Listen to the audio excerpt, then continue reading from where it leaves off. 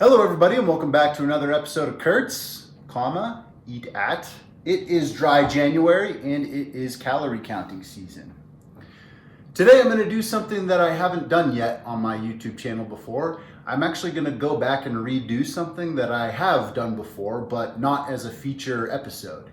Last year I made an episode called The Resolutioners Chicken Dinner, and that episode stinks. Don't watch that episode. I hate that. I hate the Resolutioners Chicken Dinner. But one thing that I did in it was cauliflower mash, and I wanted to go back and revisit that and make cauliflower mash as its own feature episode because it's actually one of my favorite healthy, low-calorie recipes to make. The first step is to wash your produce.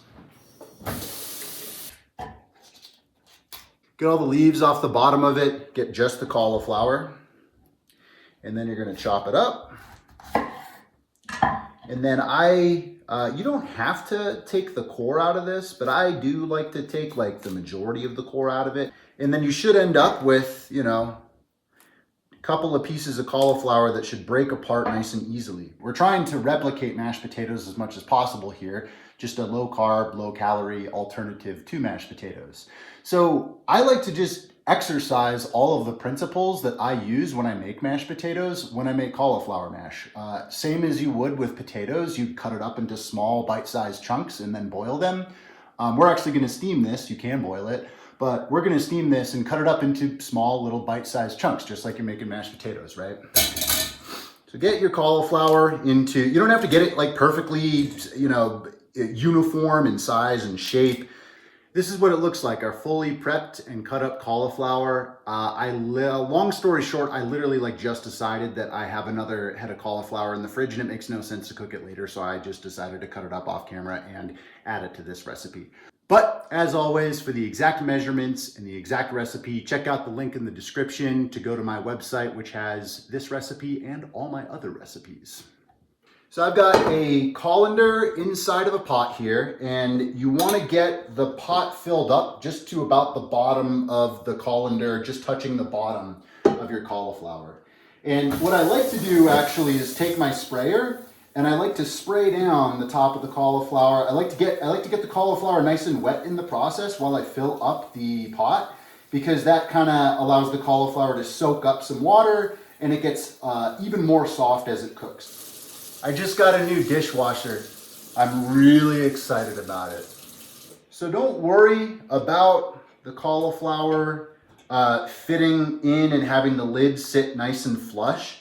Put it on medium-high heat on the stove. Okay, so cauliflower is on the stove. I just turned on the heat. It's not simmering yet. I set a timer for 10 minutes to check on it in 10 minutes. We will know when it's done via the same test that we use for mashed potatoes. When we can take a fork and insert it with little to no resistance into and all the way through the cauliflower, that's how we'll know it's soft enough for the next step in the process, which is mashing, of course. All right, so 10 minutes in, and actually the simmer is just starting, so I'm gonna reset my timer for another 10 minutes and I'll check on it then, maybe give it a stir. Let it go, let it simmer. You wanna get this ultra soft.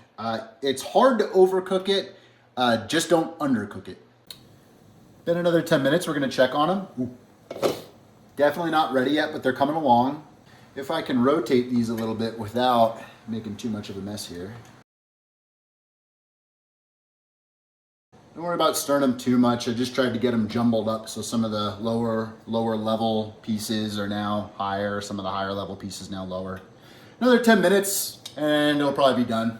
So our next series of 10 minutes are complete and it is almost ready.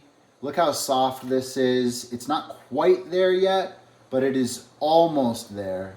I'm gonna let it go for just like 5 more minutes. All right, our cauliflower is ready for the next step in the process. And we know it is ready because just like mashed potatoes, with little to no resistance, we can insert our fork into the cauliflower. It is ready for mashing.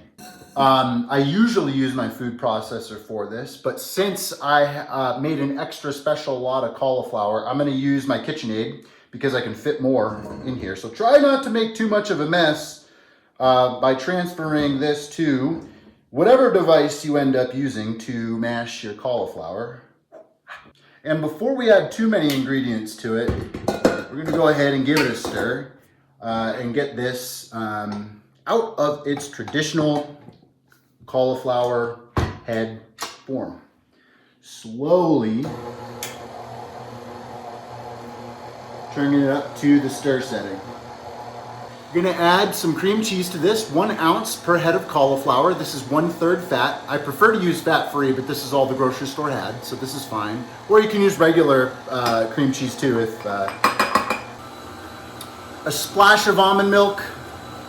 I've never done this in the KitchenAid before actually, and this came out pretty good. I was worried that it wouldn't get like nice and creamy, but it looks like it is. Salt and pepper. I don't like going crazy on the pepper, but you definitely want salt.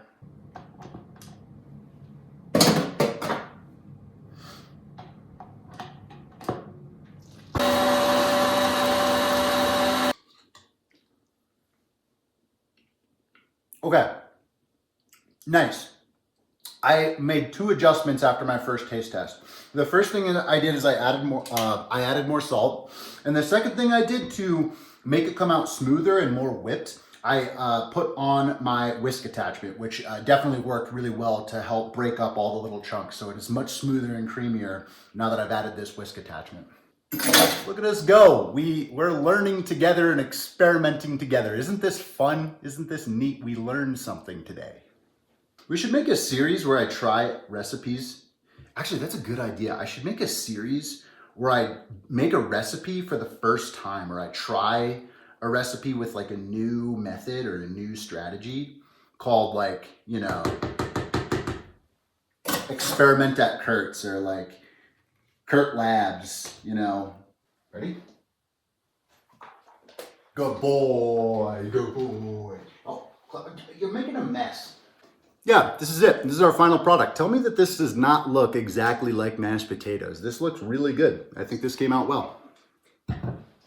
Alrighty, here we go. I'm gonna take a scoop of my cauliflower mash. And then I just made some low calorie, like frozen chicken tenders in the air fryer that I'm gonna put on top of this. And I'm gonna eat it just like that with my low calorie chicken tenders, my cauliflower mash. This is like half a KFC bowl here. You add a little bit of corn. I've done that before. You can add some corn and like some turkey gravy to this and make a little healthy KFC bowl for you. But this is my lunch. I'm just gonna eat it like this and it's gonna be delicious. First thing I'm gonna do, I'm gonna get just some of the mash. I love that. It's never gonna replicate mashed potatoes exactly, but it is as close as you can possibly get it. If you really like mashed potatoes, everybody likes mashed potatoes. So if you're like everyone that ever existed on planet Earth, you will love this as a substitute to mashed potatoes with a fraction of the calories and much more macro friendly if that's your thing. I'm gonna get a bite with a little bit of mashed potato and chicken tender in there. This is so good. There it is. The Resolutioner's chicken lunch. Delicious. I'm gonna go finish eating this. Thank you. Please come again.